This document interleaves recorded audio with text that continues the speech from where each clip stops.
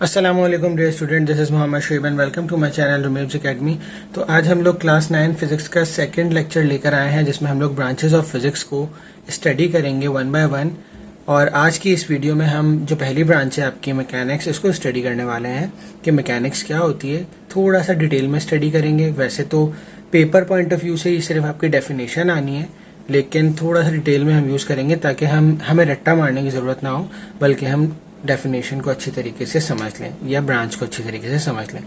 तो आइए समझते हैं मैकेनिक्स क्या होती है। कि mechanics is the branch of physics that deals with the relationships between force, matter and motion among physical object. ठीक है, इसको मैं आसान अल्फाज में बताता हूँ कि किसी भी बॉडी का अगर वो मोशन परफॉर्म कर रही होगी, मोशन ऑफ बॉडी, ठीक है, कोई भी बॉडी जब मोशन परफॉर्म कर रही होगी, उस पर अगर हम फिजिक्स अप्लाई करें या कोई भी फिनोमेना हम उसको स्टडी करें, तो this will be called mechanic. ठीक है, अब इस एग्जाम्पल को समझ लिया आप लोगों ने। अब इधर देख लेते हैं कि रिलेशनशिप बिटवीन फोर्स, जाहिर बात है जब कोई बॉडी मोशन परफॉर्म कर रही होगी, चाहे वो क्लॉकवाइज करे, चाहे वो रोटेटरी करे, चाहे वो ट्रांसलेटरी करे, कोई भी मोशन हो, जब वो मोशन परफॉर्म कर रही होगी तो कोई ना कोई फोर्स तो उसके ऊपर लग रही होगी ना। ठीक है, और हो सकता है कुछ फोर्स ना भी लग रही हो।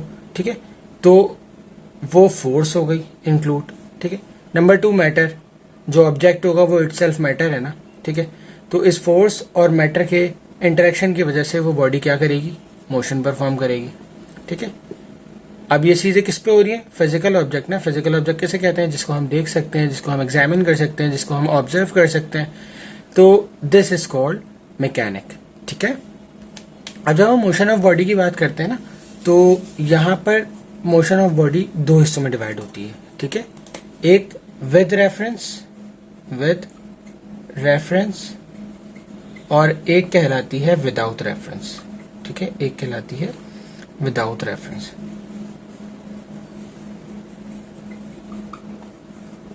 ऑलराइट, जब हम बात करते हैं विद रेफरेंस की, तो विद रेफरेंस के अंदर जिस हम ब्रांच को स्टडी करते हैं, ठीक है, उसका नाम होता है डायनामिक्स।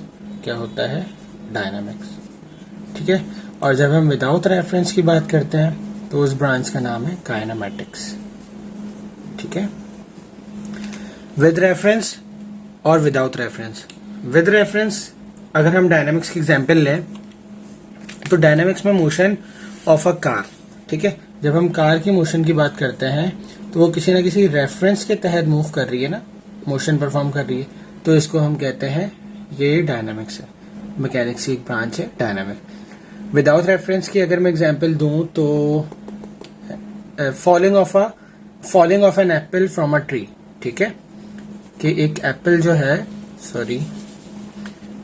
एक एप्पल क्या कर रहा है, फॉल कर रहा है ट्री से। Falling of an apple from tree, ये विदाउट रेफरेंस है।